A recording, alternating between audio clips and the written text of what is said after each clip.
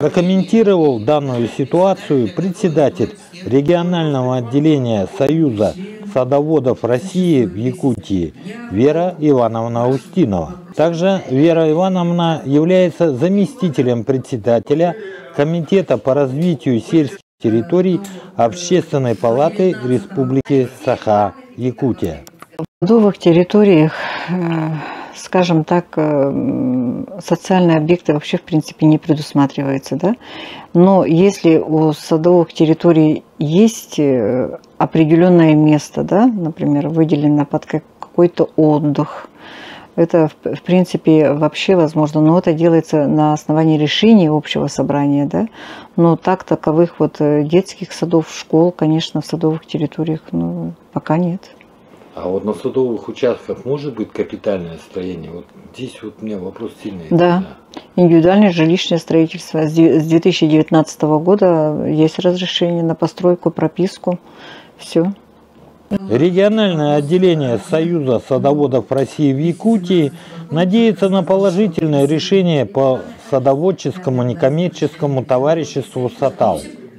ЦНТ «Сатал» почему-то сложилась очень сложная ситуация, не знаю почему, но муниципалитет почему-то отказывается. Вот в этом вопросе, да, мы опять идем в суды. Все время нас муниципалитет говорит, короче, надо судиться. И мы все время судимся. И вы знаете, да, вот суд идет навстречу населению, ведь нету такого решения, где бы проиграли. Но дело не в этом, то, что вот побеждают, да, юристы. Дело в том, что на все это очень уходит время. Хотя, в принципе, одно волевое решение может решить очень быстро эти вопросы. Вот я считаю, что это так. Население надеется на муниципалитет и, конечно, на Якутскую городскую думу. Потому что в данном случае, да, только муниципалитет и Якутская городская дума могут оказать содействие населению.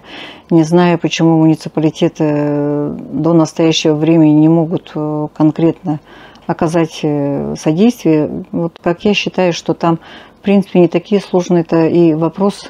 Там просто нужно обеспечить перевод земель на ту категорию, которую они желают. Я в Якутскую городскую думу, вот в комиссию, да, конкретно напишу обращение о том, чтобы они поставили этот вопрос в Якутской городской думе, чтобы этот вопрос решили как бы конкретно и один раз.